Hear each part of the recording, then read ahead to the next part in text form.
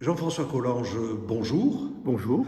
Vous êtes l'auteur d'un ouvrage qui s'intitule Croire, Incroyance, foi et religion au XXIe siècle, publié aux éditions Olivetan. Tout à fait. Est-ce que vous pourriez, en quelques mots, nous présenter la consistance de votre ouvrage? Je dis deux mots d'abord sur qui je suis. Ce serait très bien, oui. Voilà. Donc j'ai été pasteur dans la banlieue de Strasbourg, puis animateur de jeunesse peu de temps, mais quand même en Nouvelle-Calédonie suffisamment pour tomber amoureux de la Grande Terre, et des îles.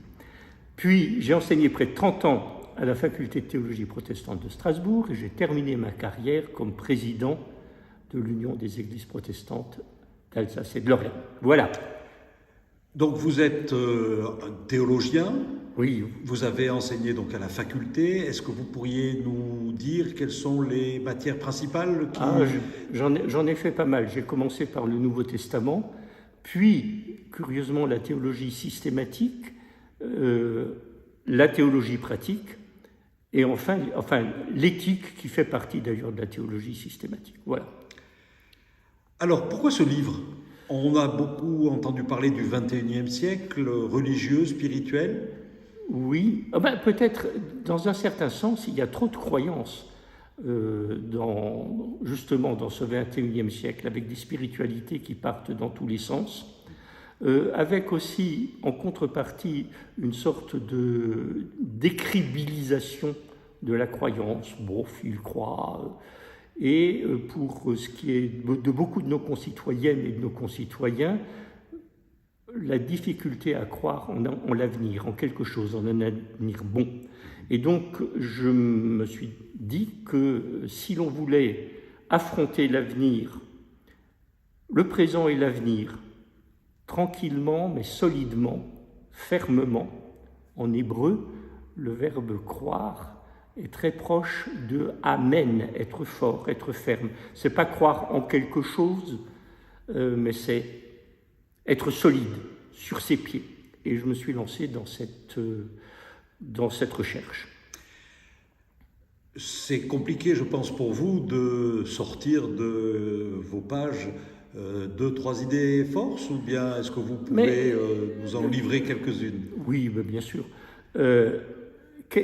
Quelqu'un d'autre que moi, un sociologue contemporain très connu, a eu cette maxime que je trouve très belle: la croyance est l'oxygène d'une société.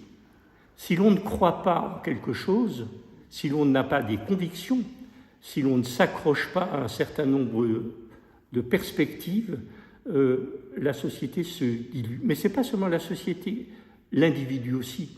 Un individu qui ne croit en rien, d'ailleurs vraisemblablement ça n'existe pas. On croit tous en quelque chose. Tout le problème est de savoir si ce en quoi on croit est valable et si on y croit bien. C'est ce que j'ai voulu essayer de mettre au clair. Donc ça, c'est une première idée. Oui. La deuxième idée, c'est que croire, lorsqu'on parle de croire, c'est croire en. En somme, la foi se retrouve dans le mot confiance. Et que fondamentalement, je rejoins ce que je viens de dire là, avoir la foi, c'est avoir confiance. Et la foi, la foi solide dont je parlais, c'est avoir confiance envers et contre tout, en dépit de tout. C'est croire qu'il y a une promesse qui nous porte, celle de Dieu. Merci beaucoup Jean-François Collange. Je rappelle le titre de votre ouvrage, Croire, Incroyance, foi et religion au XXIe siècle, publié aux éditions Olivetan. Merci.